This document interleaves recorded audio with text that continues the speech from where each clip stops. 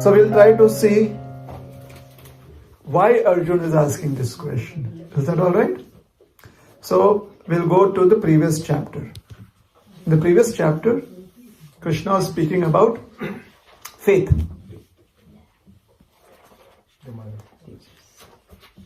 And he explained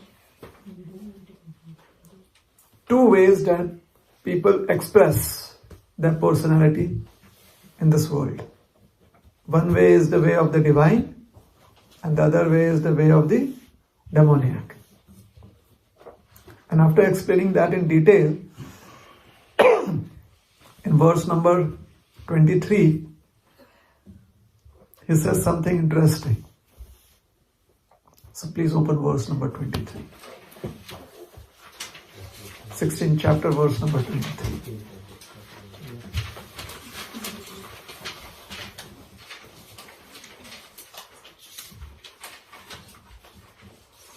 He says, Yah shastra vidhim utsrijya Vardate kamakaratah Nasa siddhim avapnoti Na sukham na param gatim. Translation: He who discards scriptural injunctions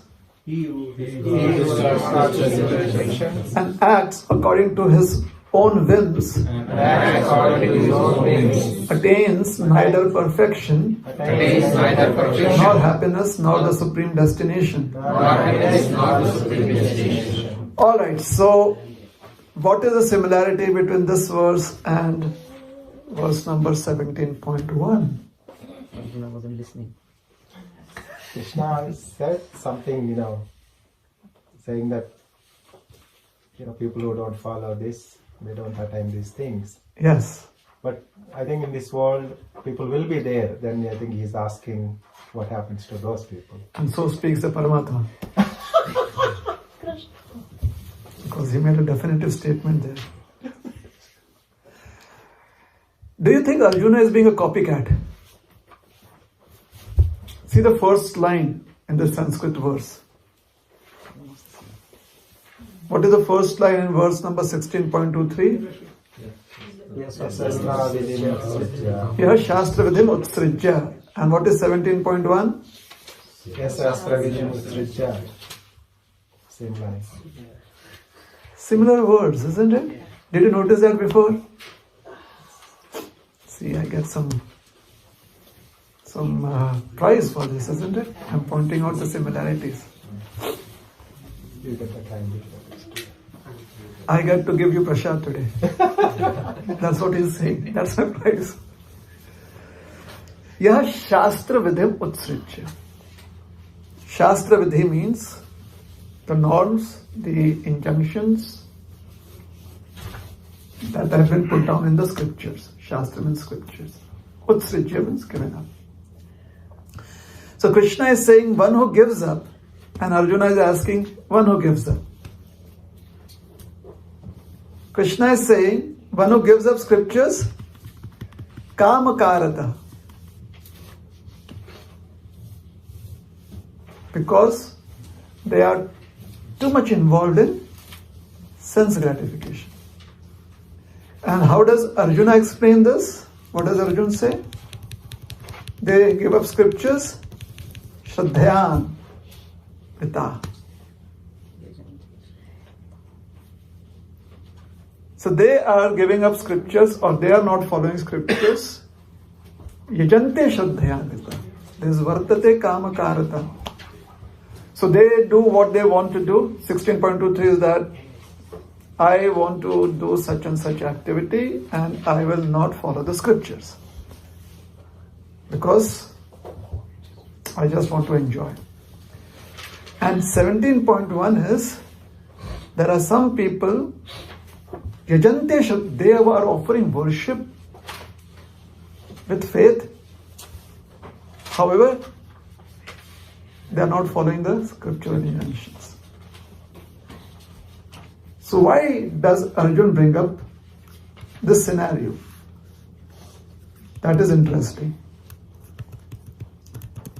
In 16.24, Krishna is concluding. Can we go to 16.24? We don't need to repeat it. Tasma shastram pramanam te karya karya vivasthitau. Keeping the scriptures as the basis of that which is favorable and which is unfavorable, understanding favorable and unfavorable from the scriptures, one should live one's life. With a translation, one should therefore understand what is duty and what is not duty by the regulation of the scriptures. Duty and what is not duty. Knowing such rules and regulations, one should act so that one may gradually be elevated. Is it alright? So Krishna is speaking of elevating oneself. And he says that one can only do it if one follows what scriptures say about duty and that which is not duty. However, there are going to be those people that will, because they do not want to follow any norms about duty and what is right and what is not right. Whatever they do, they feel that that should be accepted as being right.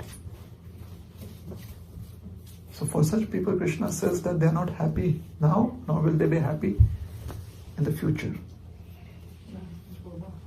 Na sukham avapnoti. Yes? So Arjuna is now asking Krishna, what you say is true. I have seen people like that. But do you know something else? I have seen some people who are very, very religious in their actions. However, they have no idea about scriptures. So what about them?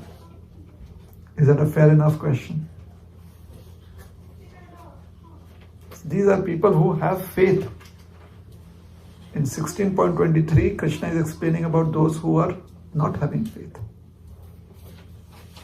Vartate kama karata. So they do not have faith in the scriptures. Here we are speaking of people who, through their actions, yajante means worship. They perform some kind of worship. Shraddhaya anvita. Shraddhaya anvita. With faith. Or having faith. So previously, Krishna has explained that faith is a very essential qualification for raising one's consciousness from the material platform to the platform of Krishna consciousness. If faith is not there, then one would reject any proposal where one's consciousness can be elevated. Alright? So Krishna's proposal, or Arjuna is trying to understand Krishna's proposal about how faith can be expressed, or the ways that Arjuna has seen faith being expressed. He wants to understand Krishna's view on it. Hence this chapter will examine faith in three ways, because Arjuna is asking about faith in three ways. Is Arjuna asking that? What is he asking? Goodness. What do you think Arjuna is asking? Instead in the verse. What mode? Look in the verse. What mode of material nature? No, look.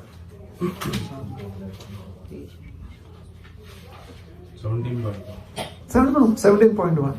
That is Arjuna Uvacha, right? Right. So Arjuna Uvacha means Arjuna is asking. What is Arjuna asking? So what What is the situation of those who don't follow the scriptures but worship according to their own Is imagination? there any other imagination or Yes, Tesham Nishtatu Ka Krishna. What is the basis of their faith? Tesham Nishtha.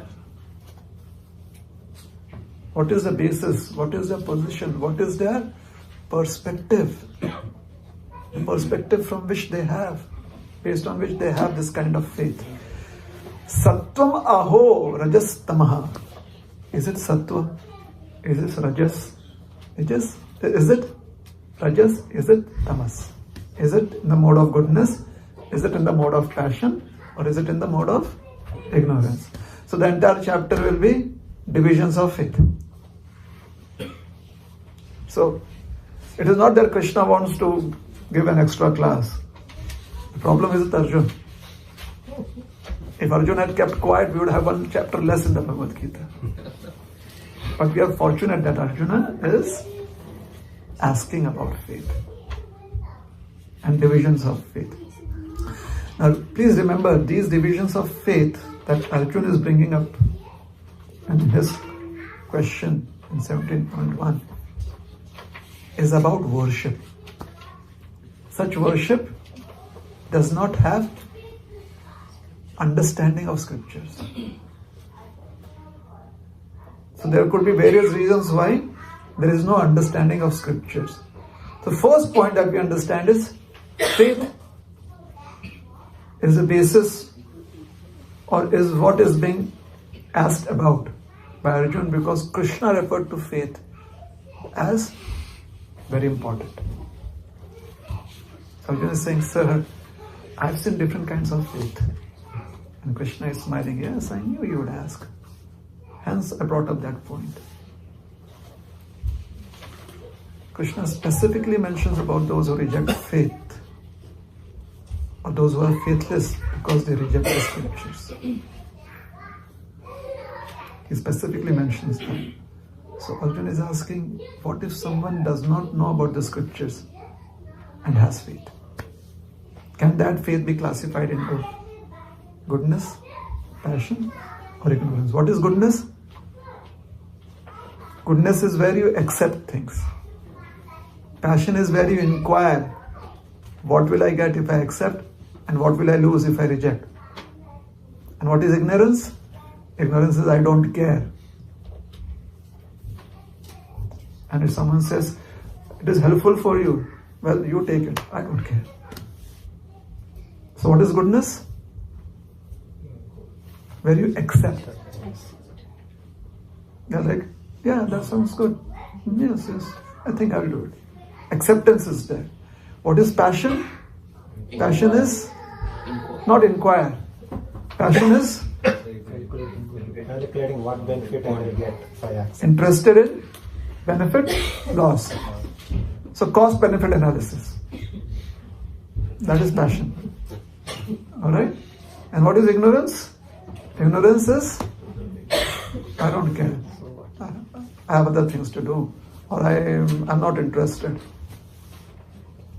So some kind of negligence.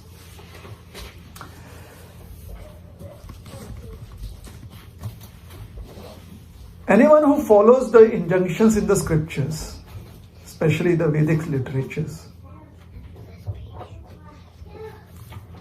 and still accepts enjoyment based on bodily demands, based on the whims of one's mind or one's desires, that person is foolish. However, somebody who simply accepts the desires of one's body and simply follows the whims is very whimsical because he feels like that or she feels like that and has rejected the scriptures, that person is doomed. Someone who knows scripture injunctions but is not able to give up the passionate desires arising from the body, the mind, that person is foolish. It's like somebody knows that the doctor has specifically told them not to be careful about their intake of sugar. But they are like, hey, I'll take sugar and then I'll take an insulin drip too. Well, that's foolish.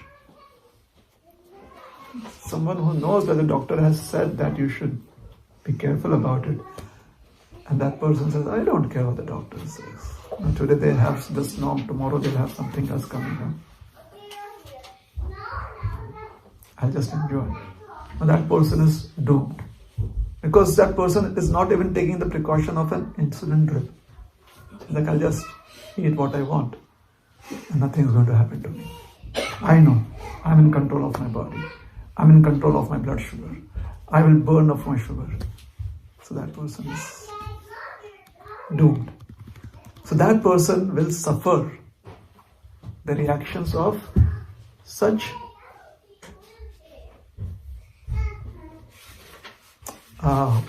such passion. Since it causes destruction to one, such the reactions of such actions, since it causes a destruction, since it causes harm, therefore such actions are called as sinful actions. So basically, what are sinful actions? Sinful actions are that which will cause harm to one. The reactions of which will cause harm to one. The results of which will cause harm to one. So from the philosophical point of view, Krishna speaks of them will not having, these persons will not get any happiness. Na sukham apnoti. Will not be free from the cycle of birth and death. And will constantly be in the samsara chakra.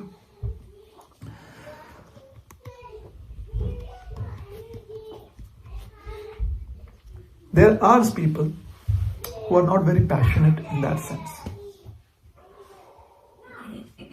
They are self-controlled.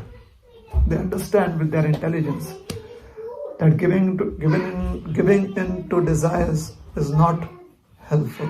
So they regulate themselves. But they do it based on their intelligence or based on other inputs.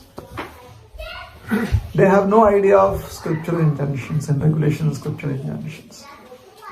So these are the people that are being referred to by Arjuna in this verse.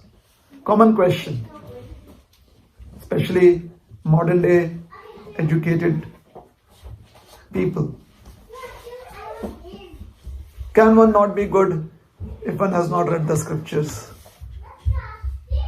I mean, if I am not hurting anyone and I am very particular about my health, I exercise every day, I eat healthy food. Wouldn't that action of mine be, or wouldn't my activity be equivalent to worship?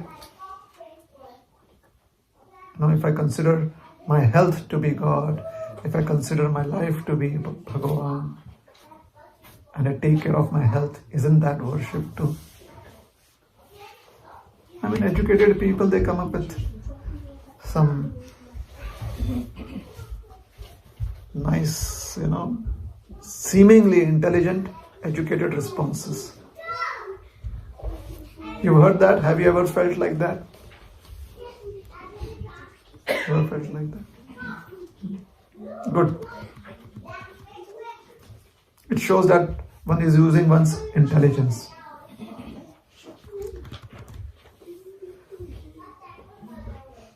In the previous chapter, Krishna has specifically emphasized that one should cultivate divine qualities. He specifically emphasized that one should be protective of one's divine qualities. One should preserve those divine qualities. And his specially pointed out the dangers of the demoniac qualities. He urges one to give up demoniac nature, to reject anything that can bring in demoniac, that can further demonic intentions in one. He wants one to avoid it completely. Basically, what this means is that if one wants to be spiritually knowledgeable, then that is only possible through certain regulations that are mentioned in the scriptures. That is what Krishna is trying to emphasize. If our actions are in harmony with the Vedic scriptures, then that would be in the mode of goodness. How are Vedic scriptures understood? For that we need teachers. Somebody who can write down an understanding for us about Vedic scriptures, someone who can explain Vedic scriptures. Furthermore, Krishna has very clearly explained that if one has Vedic literatures and has shelter of the Vedic literatures, there is no need of any other authority because this is the most impeccable authority. Therefore he says, Yah Shastra Vidhim Utsrich, one who has given up the authority of the Vedas. Those will not have certain benefits like happiness or freedom from the cycle of birth and death. So conversely, what it means is that if you have the shelter of the Vedic literatures, then you have happiness, you have freedom from the cycle of birth and death.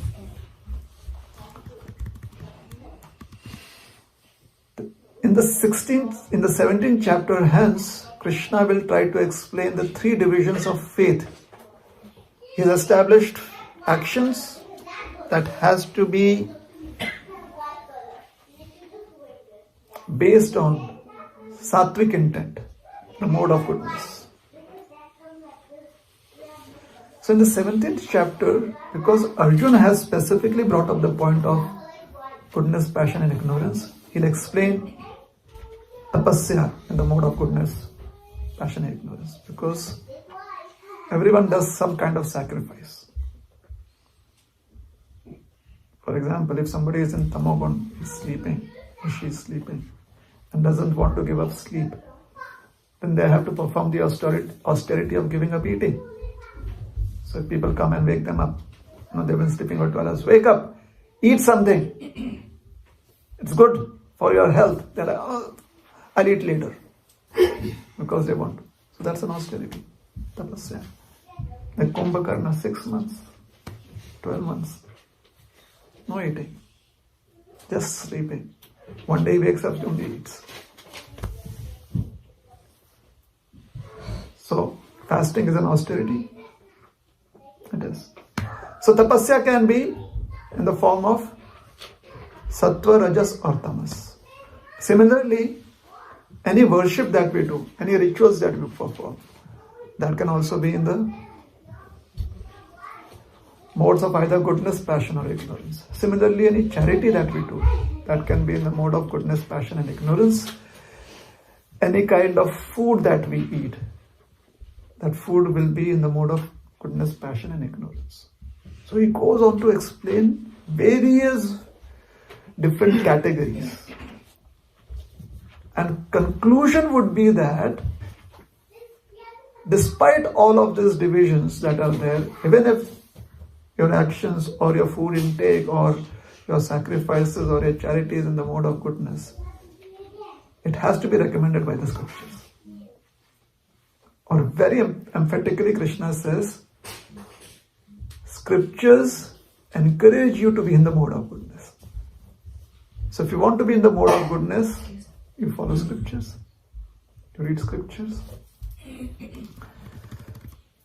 So Shastra Vidhi, Yah Shastra Vidhim Utsricya refers to the ordinances, the do's and don'ts, the injunctions, what is helpful, the prohibitions, what is not favorable, that have been mentioned in the Vedic scriptures. So Vedic scriptures is not just about prayers.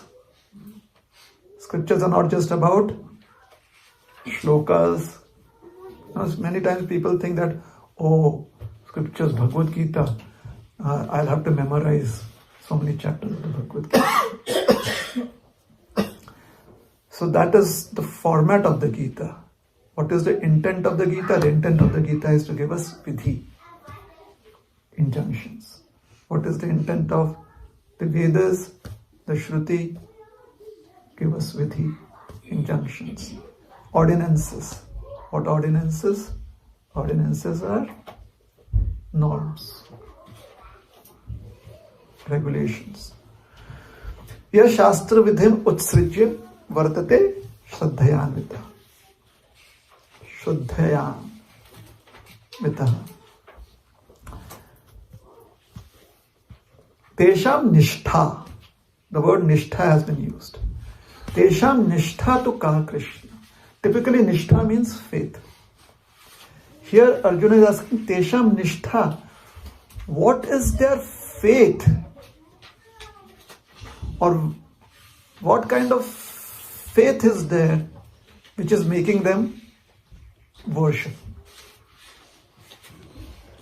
So Shraddha word has also been used. Nishtha word also has been used. So he says Shraddhayan vitaha. The faith with which they worship. Ta nishtha. What is making them have that kind of faith? So here nishtha refers to the disposition. What is that disposition? Understand this point? What is that disposition? There is an inkling to, is it that their personality is like that? Is it that their nature is like that? They have not followed scriptures.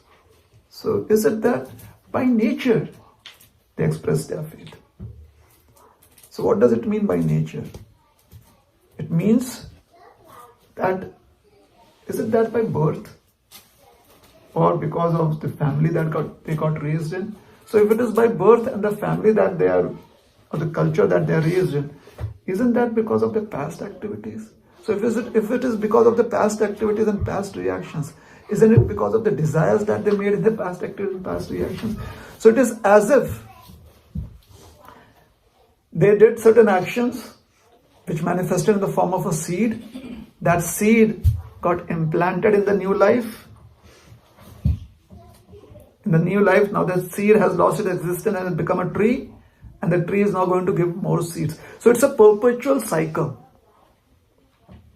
So Arjuna is trying to wonder, where does this nishtha come from? Can we point out, once upon a time this began? He's trying to understand, where does it all begin? What is the origin? Is it possible to go there and cut it off? Unfortunately, that may not be possible. But this is his logical mind. Arjuna is a very logical person. So he's trying to understand. Tan nishtha ka. Where does it come from? Yeah. So therefore the word nishtha is very important here. The state in which one abides. What is one's position or outlook in life? What is the basis on which one has considerations in life? All of them seem to be born of one's nature. Right from the time a child expresses one's emotions or one's intent, we can see, sometimes a child behaves in a particular way and say, oh, just like daddy does, or just like his grandfather, or just like his auntie. What does it mean? The auntie at least grew up, went to school, went to college. Grandfather has raised up children. It took them years to cultivate those qualities. The child is displaying similar qualities. So where is it coming from? So that is the idea of saying, Tan nishtha tu ka Krishna. Where is that disposition coming from? Is that disposition coming from goodness? Is that disposition coming from passion? Does it mean that in the previous life they have performed a lot of activities in goodness? Does it mean in previous life they have performed activities in passion? So it's very deep. 17th chapter. It's interesting that Arjuna is bringing up these points.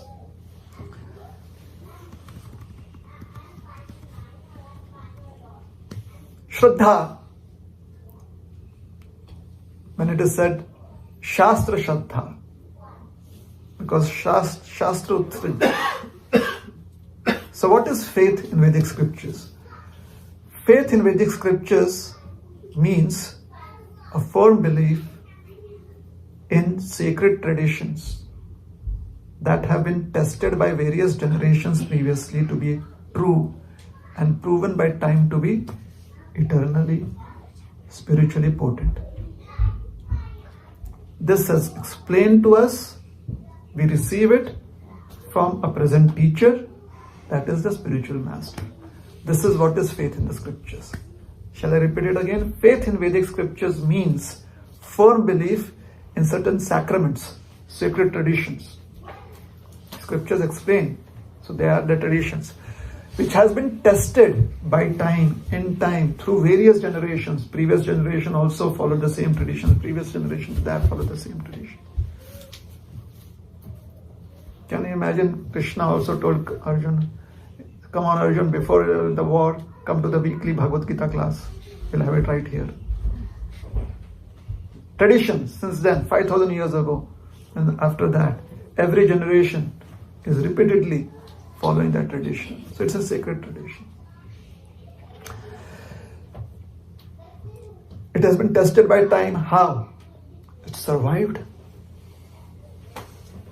There are so many testimonials of the benefits that one gets by following that, those sacred traditions. So it's time tested. It has been proven to be eternally spiritually potent. Ask anyone. If you see anyone who's spiritually minded, more often than not, maybe 6 out of 10 times or 7 out of 10 times you'll ask them, oh, do you read the Bhagavad Gita? Especially if they're from the Hindu tradition. Have you read the Bhagavad Gita? The previous generation also, they would ask the same thing. The generation, 2 generations back also, they would ask similarly. What does it mean? It means in every generation, it has been seen to be spiritually potent. So this is called as faith in the Vedic literature. We see its potency. We see how it is eternal. And the form is in the form of that faith is in traditions. And it is explained by a teacher. A teacher who is very knowledgeable because they have received it from another teacher who was knowledgeable. So again, a perpetual cycle of knowledge, the circle of knowledge. So Arjuna's consideration is Krishna. What if there are some who are never properly taught? Possible? No teachers, or teachers who are not properly trained, or teachers who have their own intent. Therefore, they explain it according to their own perspectives. Like once upon a time, there was this great gentleman. He said, I am a follower of the Bhagavad Gita. So someone asked him, then why are you drinking tea? Tea in India is called as chai. Chai, why are you drinking chai? He says, because Krishna says in the Bhagavad Gita. It's like, where? 15th chapter. Sarvasya chaham. Hriday Sannivishas. He says, cha, cha. It is chai. So if you interpret the Bhagavad Gita like that, how will you properly learn the Bhagavad Gita? So, maybe they were never properly taught the knowledge of the Vedic scriptures. Maybe they were never exposed to the Vedic literatures.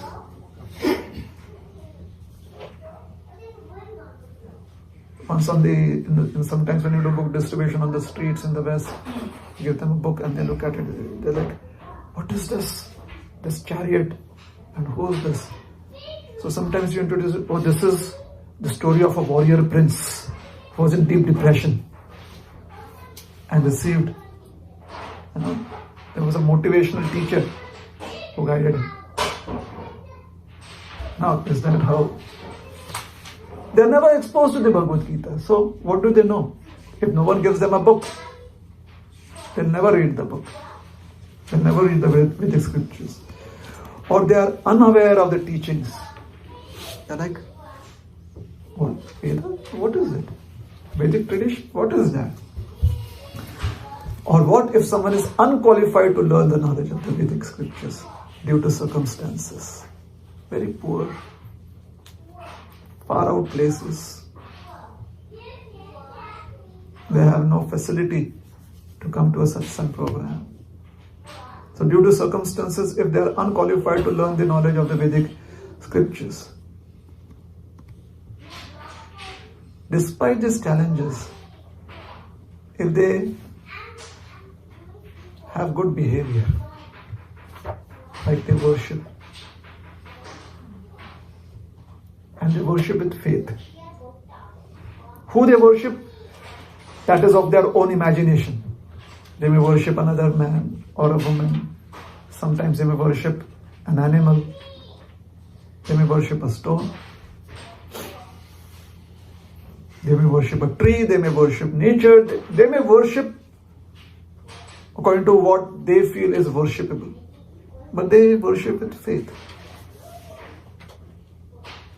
So is it possible that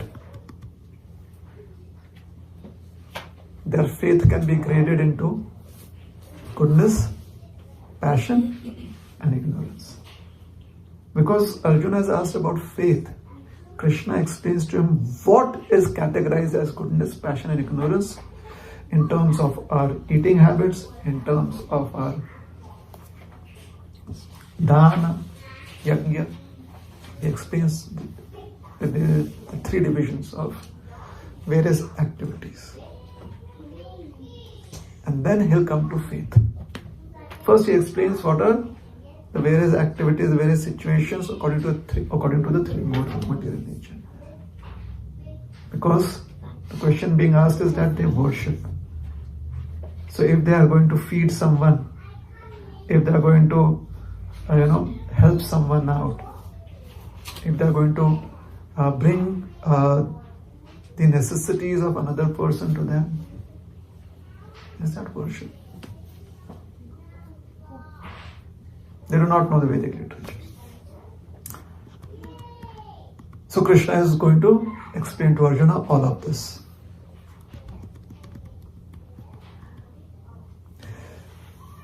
It is not necessary that everyone has an understanding of Sanatana Dharma. Somehow or the other they may miss out on being educated about Sanatana Dharma. What is Sanatana Dharma? Sanatana Dharma is righteousness that is never affected by time. The right path, whether it is dusk, whether it is dawn, whether it is morning, whether it is evening, whether it is day, whether it is night, whether it is for the young or it is for the old, the right path is the right path. If I want to go from point A to point B, does it matter whether I am old or young? Does the path change?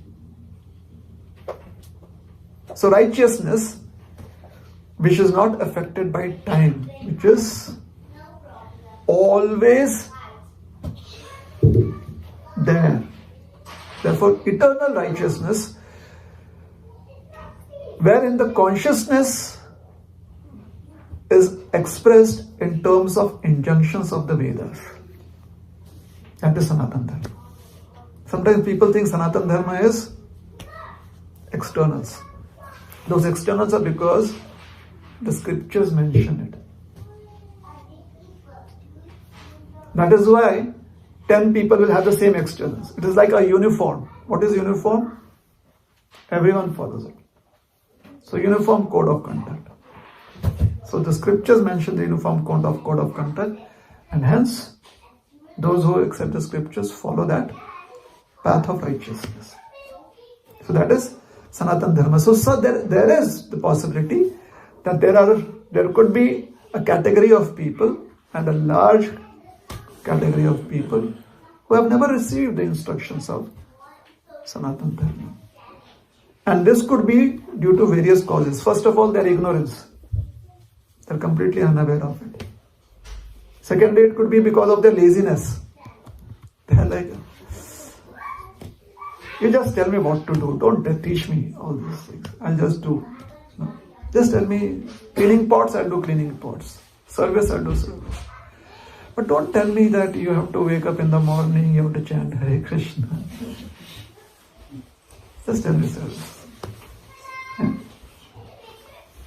Another reason is indifference.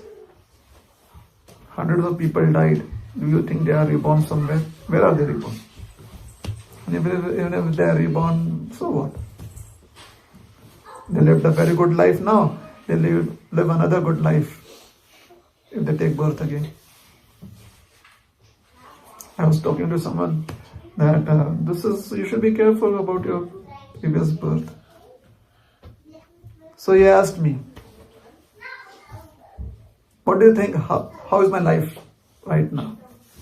I asked him, what do you say? He says, it's going good. So I said, all right. So according to your theory, what I do now is the results will be there in the future. So if my life is good right now, that means I have done very good in the past, right? So in the past I was a good person. Right now I'm doing good. So I conclude that in the future also everything will be good. Now if someone wants to think like that, what can you do? Why this line of thought is not complete? We'll explain. There is a very important principle missing here. Alright? So keep that in mind. So why is it that some people are indifferent? They're indifferent because all they want to do is simply follow some mere tradition. What did we say? What is faith in Vedic literatures? Time-tested sacred traditions, right? Time-tested sacred traditions means we have put our intelligence in understanding what those sacred traditions are. Like Krishna asking Nanda Baba, why are we worshipping Indra? Nanda Baba is like, oh my God. A young child asking me this question. Yeah. Or Dhruv asking Narad Muni, can you tell me where this Lord Narayan is? If you cannot, then I will go my way, looking for Lord Narayan.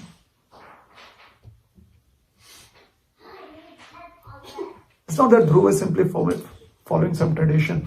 That my father, my great-grandfather, they all went to the forest at the age of 6 years, therefore I'm going to the forest. No. He was going to the forest because he wanted to have a one-on-one face-off with Lord Narayan. Why can't I sit on the lap of my father? Ask him this question. Is it really true that to be sitting on the lap of my father, I have to be born of the womb of Suruchi? So he wanted to ask those questions. So some people are indifferent because they simply follow some tradition. You've heard of that. So one gentleman would do puja every day. And the neighborhood cat would always come and disturb him. So he called out to his son and he told him that, bring a rope. The son got a rope. Then he tied the cat with the rope to a pole. He did the puja. After the puja, he let go of the cat. Now this cat would come every day. So every time the cat would come, his father would tell him, get the rope, tie the cat, get the rope, tie the cat, get the rope, tie the cat. The child grew up. After some time, the father was old and passed away. So the family worship had to go on. Puja had to go on, right? So the first day he got ready to do the puja.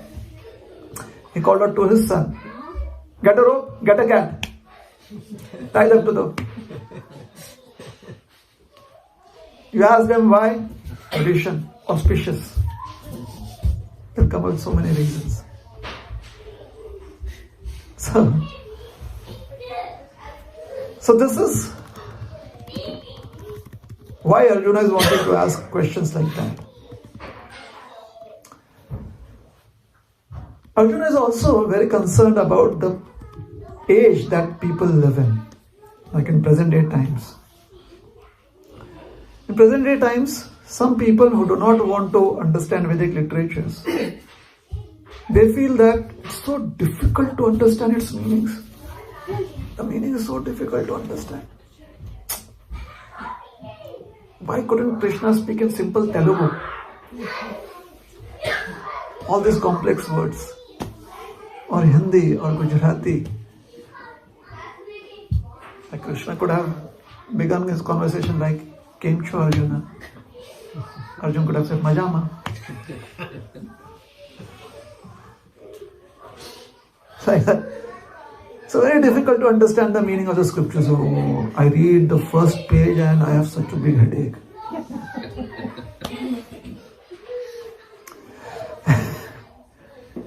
There are others who are like, without Guru, how can you understand scripture? And today's time is so difficult to find Guru. You cannot even trust a Guru, How can you trust? That day I saw on TV, this Guru did that thing. I lost all trust.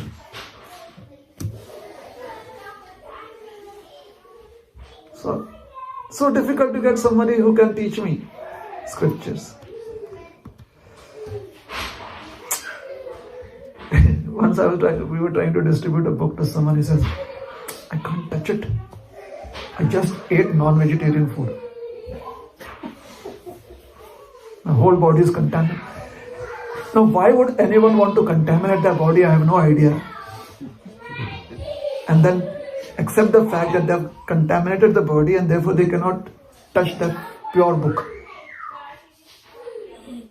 So some of them feel that they do not have purity.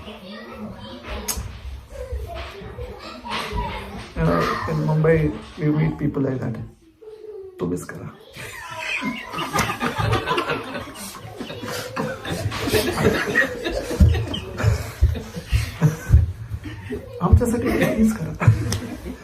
Please, you do it on our behalf. Panditji, Maharaj. ₹11 gaya dakshina, karun taka. Marathi, please take some donation and do it on my behalf. Some people are like, we don't have such intelligence. Some are like, you do so much austerity, see tapasya. You have to lead a very pure life. I work in the distillery. What can I do? Then some people are like, life is so short. I do not have sufficient time to enjoy. Where can I take out time to read Gita? Where can I take out time to read the scriptures? Once we were telling someone like that, that life is very short. In this short span of time, try to find out who Krishna is and serve Krishna. That person said, thank you so very much. Today my eyes are opened. I was thinking that day after tomorrow I'll go and watch the movie. But life is short. I must watch it today.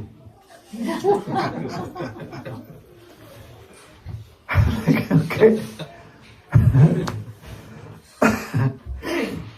Some people are thinking, there are 4 Vedas, 18 Puranas, 108 Upanishads, there is Ramayana, there is Mahabharata. How can we read all of that? Just thinking about it, it will take us 100 lifetimes. So scriptures are endless. So I will not begin only.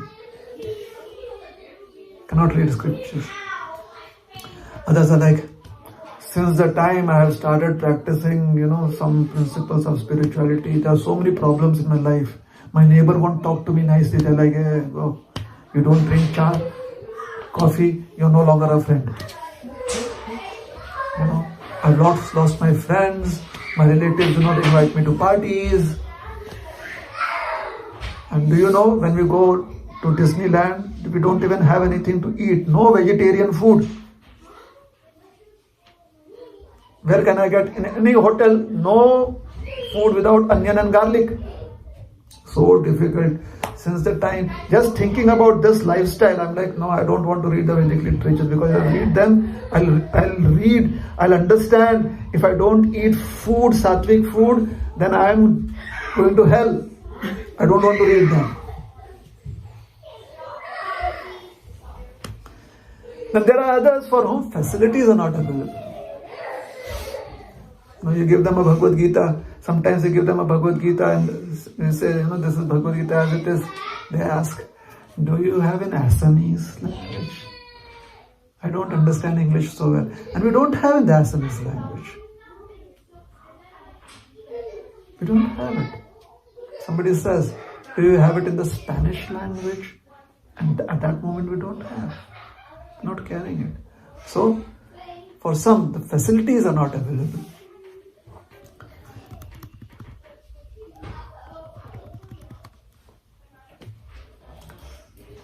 So how do they follow?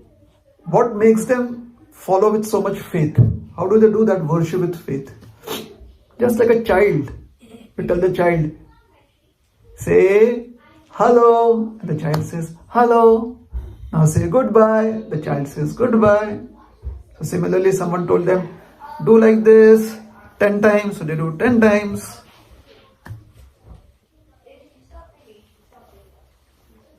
As they're watching the phone, because that's what has been told to them. So just as a child copies others and learns like that, similarly they have just learned it like that.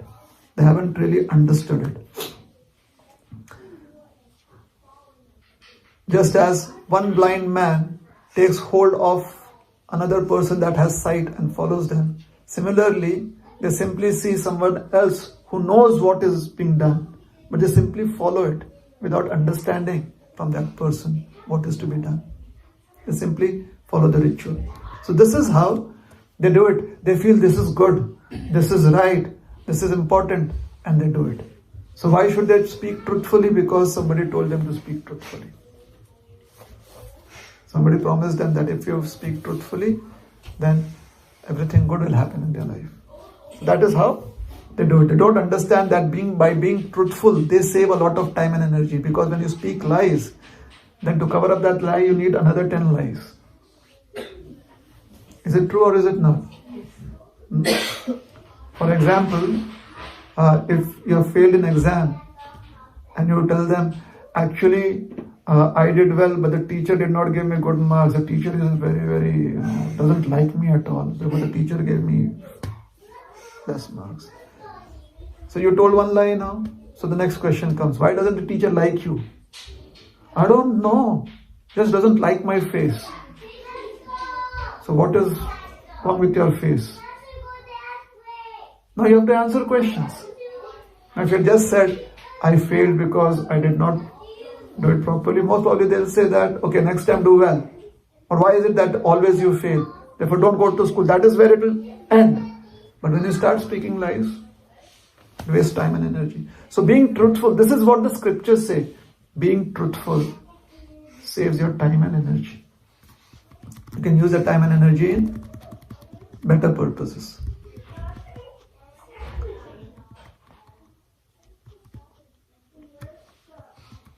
Okay.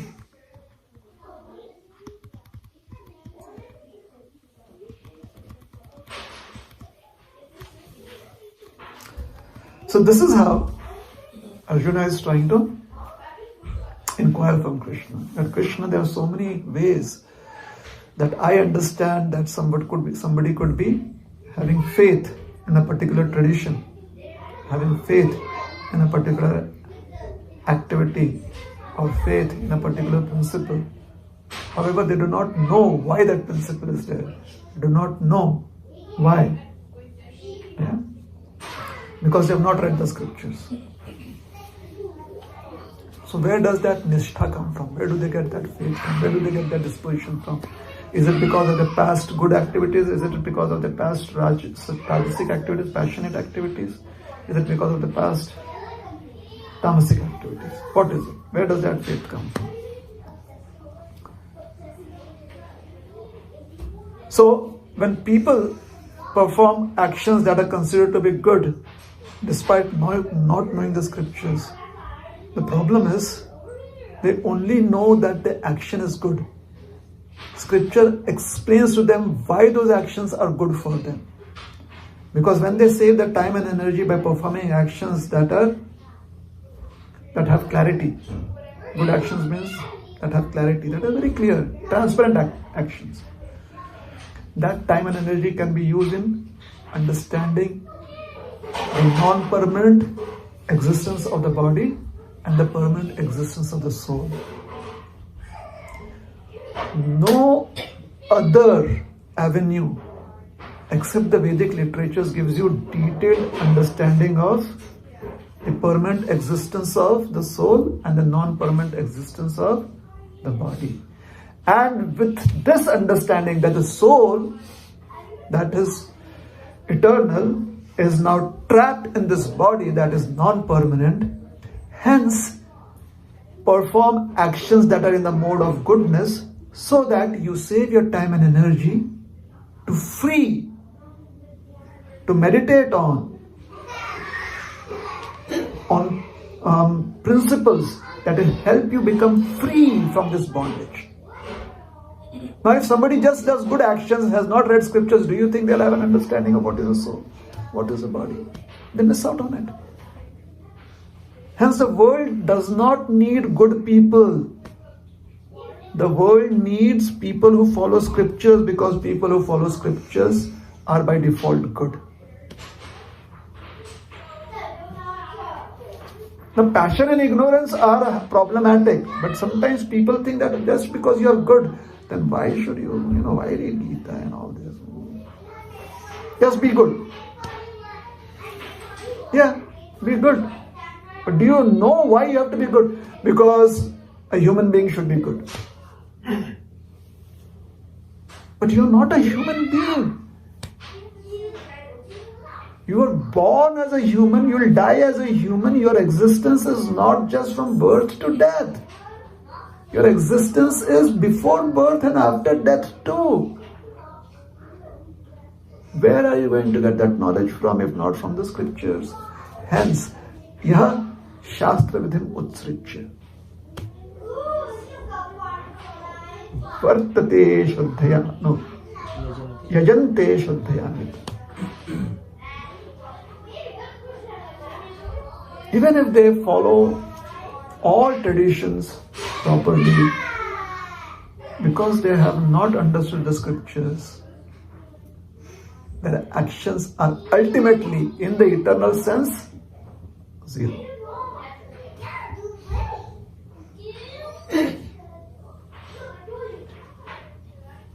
Is it alright?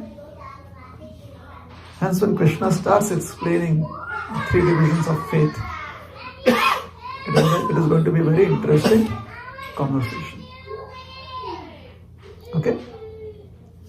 So scriptures are very much needed, and scripturally astute members of society are the most benevolent people that this planet can ever see, have. Scripturally astute, scripturally well read, because they have the sight, they have the understanding of why good is good and why that which is not good is, or what is unfavorable is not good. They have that understanding. It is based on understanding of eternal soul. Alright, so we'll stop here. Thank you very much. Hare Krishna. Hare. Any questions or doubts? Any comments or clarifications? I have a question for you. Yes. So, you did explain that Nishta's disposition here, but from the stages of bhakti or development of your faith, Nishtha comes after Anartha Nivritti. Shraddha becomes Nishtha after. So, in that perspective, Nishtha is firm faith, which has been now solidified. So, from that angle, is this Nishtha being said from that angle? Is that can somebody who is doing worship without the scriptural injunctions has now become a Nishtha, and now that Nishtha, can it be categorized in these 3? Or it is based on, but it's not it from that perspective, that Nishtha is not necessarily firm faith. or is nishtha can be understood as separate from that stages? Okay. 17.1 can be open.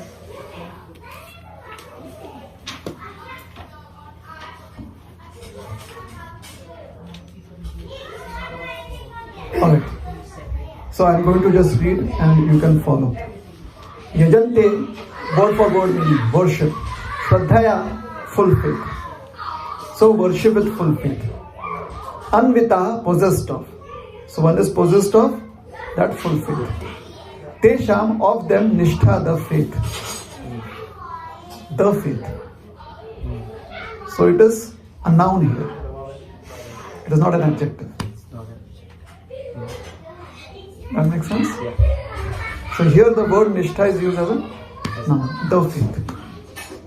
So that faith, that disposition, their position, their outlook in terms of faith. Okay. Hare Krishna. Anything else? Any other question? So we'll stop here. Sorry? If someone had faith on his guru and God and doesn't have any knowledge about the scripture and just follow faith on the guru and the God, is it good or is it considered as a kind of right path or not? So the question is asked is that if someone has faith in Guru and God but has not read the scriptures, so is that okay? Now, having faith in Guru means what does the Guru say? Read scriptures, understand scriptures.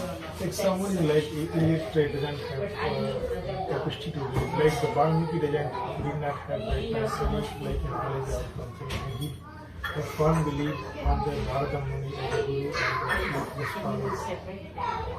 So like in this way, many people they don't have any understanding.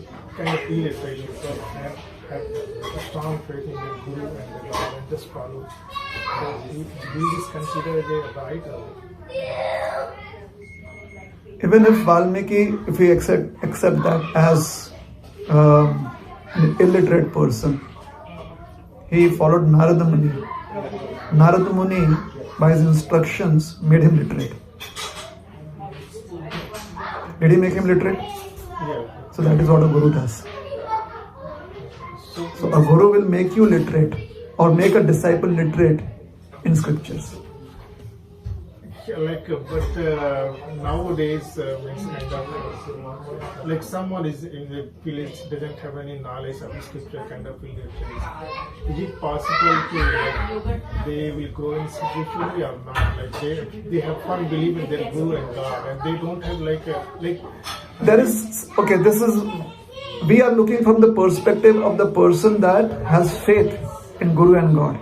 Let us look from the perspective of the Guru. Isn't it the Guru's business to make the disciple literate? So if that is the Guru's duty and business, then can the disciple remain illiterate? If the disciple has faith in Guru, then the disciple will try to do what the Guru wants the disciple to do. So the disciple becomes literate, no? So literate doesn't mean reading Devanagari script or Roman script. Literate means understanding the subject matter. Is that alright? So that argument is brought up. We also said some people feel like that we cannot understand the scriptures. Hence, we approach somebody who understands and we try to hear from them. And then once we have heard from them, then we start using our understanding to understand more. Okay? Alright. Anything else? Yes. So there are some people who are naturally inclined and bhakti is kind of cultivated from the word. Naturally they are very much inclined towards the spirituality. In that case, without any knowledge of understanding about the Lord and all those things, they are naturally inclined to have bhakti. So in those cases, we do not need any extra knowledge like from scriptures or religious, because it's so natural to love a Krishna. The connect is so easily. Okay, if let's say I can read the alphabet. and I have a natural love for Krishna, right? If there is the possibility that I read about Krishna somewhere, will I read it or not because I have a natural reflection of Krishna? But it's some people say that just keep on the love extends that we have to acquire more knowledge. We have to know about the Lord a lot. But people say there is no need when we have a natural connection with the Lord. There is no need to get the knowledge. We already have a connection. Why do you want to know about? I do not want to know about anything about the Lord. I have love towards the Lord. That is unlimited. Okay. So when people ask that, when I do that, I do not need to know about that like in a format, like we have academic education or we get knowledge about that. So at the end of the day, we are going to apply somewhere. Whatever we read, we need to apply. When Right. I have that connect already, why do I need to understand? So typically it seems that we acquire knowledge so that we can use it or we can develop skill sets to use it for some profit. Yeah. Now already I have love for Lord, so why do I need to read or read the scriptures more to know more about the Lord? Because I love the Lord. So that's the question, isn't it? So one understanding of information data is where you want to develop skill sets. Now if let's say I love to wear different kind of dresses, will I read about it more? Where to get them from? Or how to make them? Where to get the material from? If I love food, will I want to know more about food?